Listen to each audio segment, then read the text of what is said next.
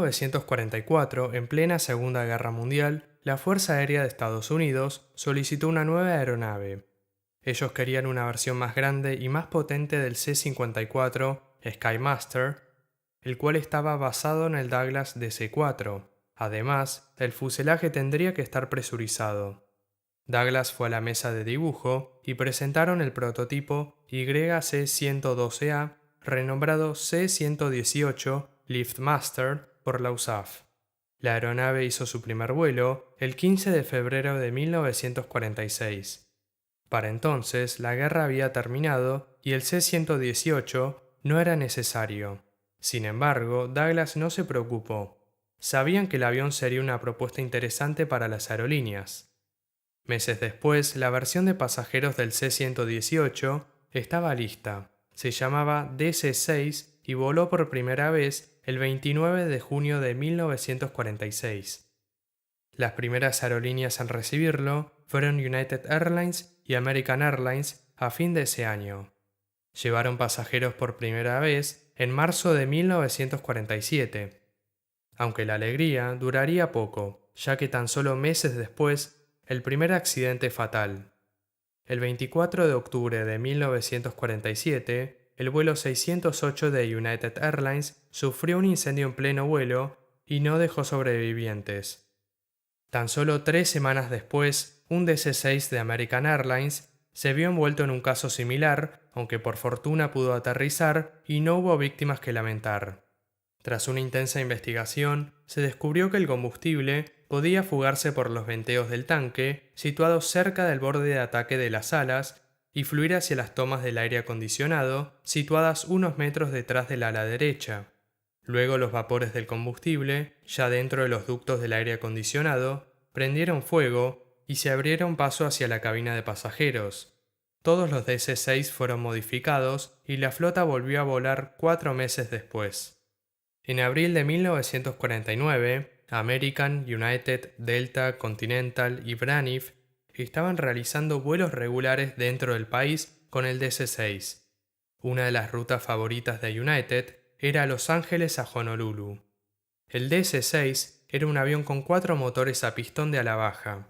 La versión básica tenía una longitud de 30,6 metros, 35,8 metros de punta a punta de ala, y una altura de 8,6 metros.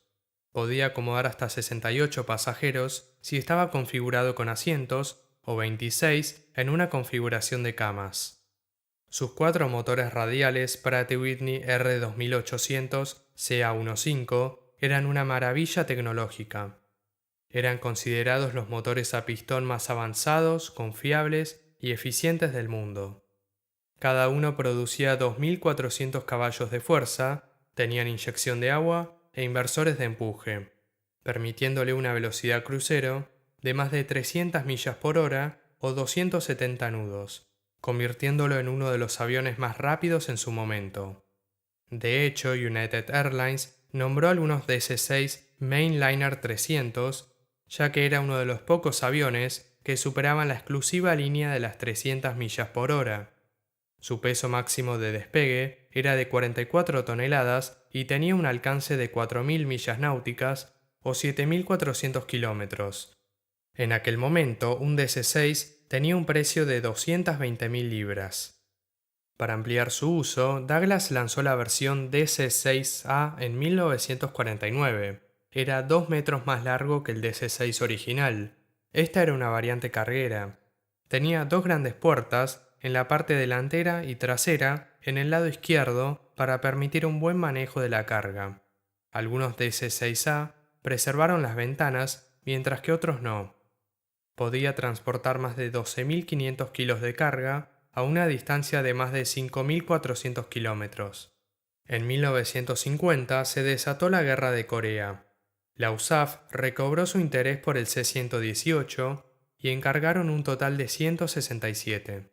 Douglas también recibió un pedido inusual.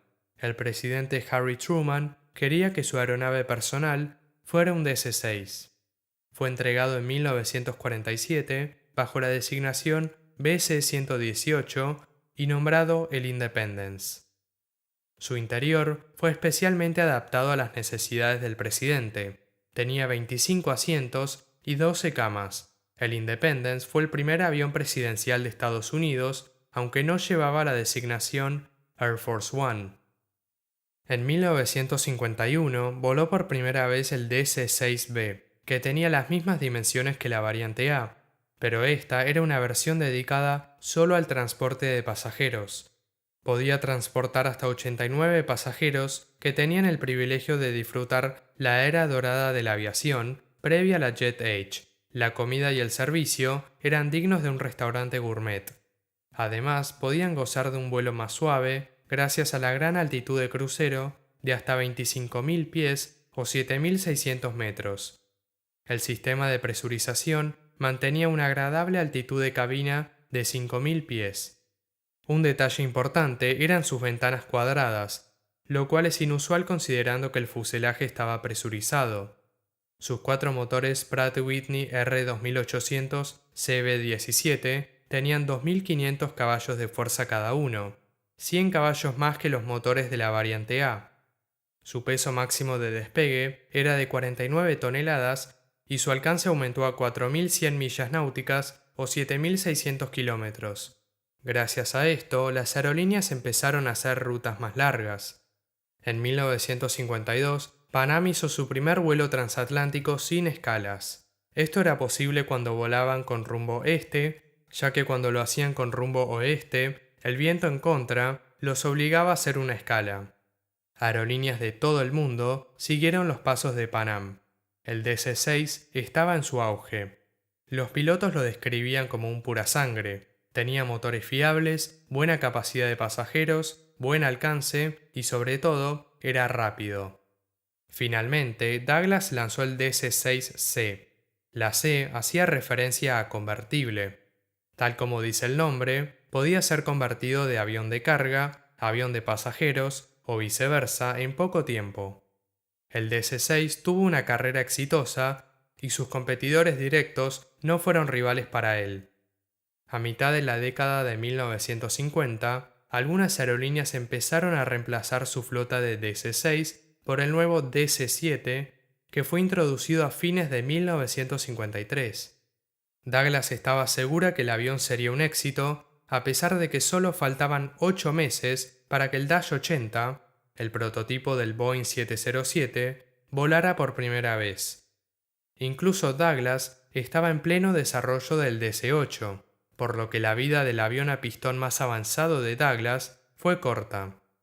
Los motores del DC-7 eran aún más complejos que los del DC-6, lo que causaba problemas.